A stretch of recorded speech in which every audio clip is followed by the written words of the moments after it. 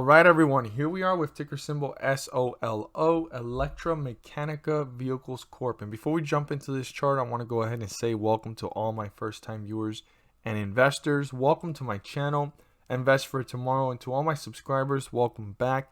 And let's jump into this chart. So Electrameccanica is holding itself up, but the 50-day moving average is catching up to Solo. It's catching up to stock ticker symbol SOLO. So here we're seeing that it's actually catching up to the support from yesterday to today. And that support was actually used by the bulls to continue to hold themselves up. But support levels and resistance levels have slightly changed. We're going to look at them. It's going to be a very narrow stretch. And then I'm going to talk about this a little bit broader. But the 50-day moving average has caught up significantly to the price. It's 577. Super important to keep that in mind and pay close attention to this 50-day moving average as it continues to move up closer to the price. We're currently at 607, and we're going to look at, like I stated, our new resistance levels and our new support levels. So let's go ahead and move these to their new location, the lowest point before the recovery, and then also the highest point here before the rejection and leveling off. So let's see here what the chart is showing us. And before we look at these numbers, I want us to talk about this a little bit broader and see what's going on in the broader spectrum of things. So the lowest point before this run continued, because the bears did slightly appear here in the $5 range. The lowest point was here at 504, excuse me. 504, 505, give or take, but 504 to be exact.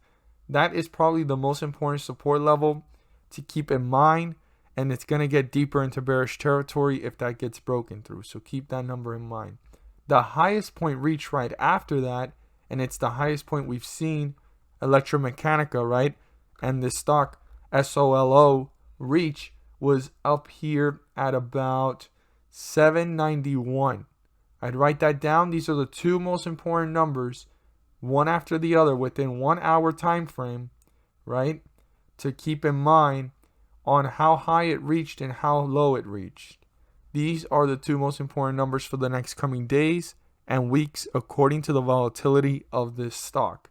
Now, those are very, very important, but based off of yesterday to today, to narrow it down, we have this resistance level up here at 687, and we have this support level here at 538. So I know I'm kind of telling you a lot of numbers here, but those numbers, if you kind of slice up the chart and you look at those numbers, you have different scales and levels to look at according to how this stock will be reacting due to the volatility in an upward direction or a downward direction in the next coming days and weeks. So keep those numbers in mind and kind of draw your own lines or write it down, however it is that you want to go ahead and keep them there, but it's going to be very important to keep those numbers in mind.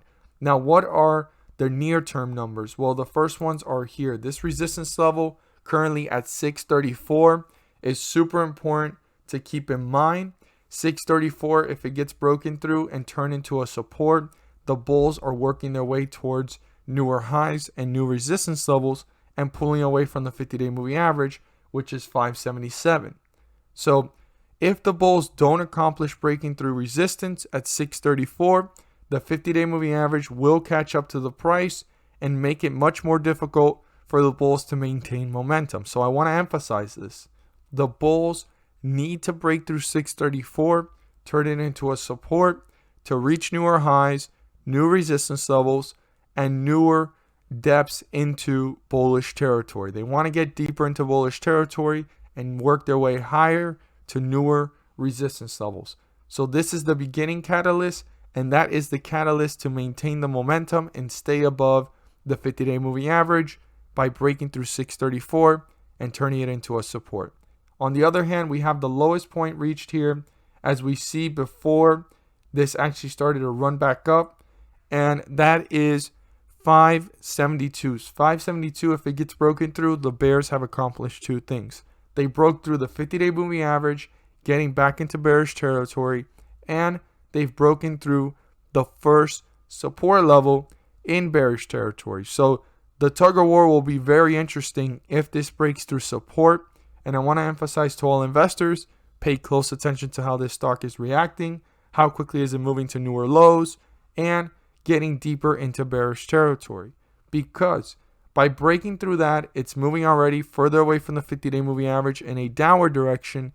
And my other advice would be to pay close attention to the behavior of this stock between 572 and the next support level and the lowest point at 537, and see how quickly is it moving to newer lows, or are the bulls trying to reappear within that area and bring it back up into bullish territory.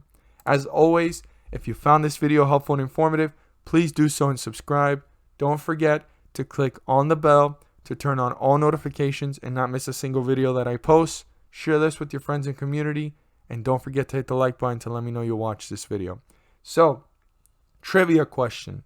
I know I broke this down into a whole bunch of different numbers, and I told you guys to go ahead and write them down and kind of slice up the chart to see the different levels of where this is heading. But I want to talk about this a little bit broader. What is the lowest point before this ran up, and what is the highest point once this reached those highs before actually leveling off and going in this sideways direction? I really want to put an emphasis on those numbers because those are going to be the most important numbers for the next coming days and weeks according to the volatility of this going up or down. I look forward to seeing your guys' comments down below, and thank you guys so much for watching, and let's make some money. At the end of this video, there's going to be a pop-up video. In that video, I will be discussing about the S&P 500 index and how it's been rising several points on these scheduled dates.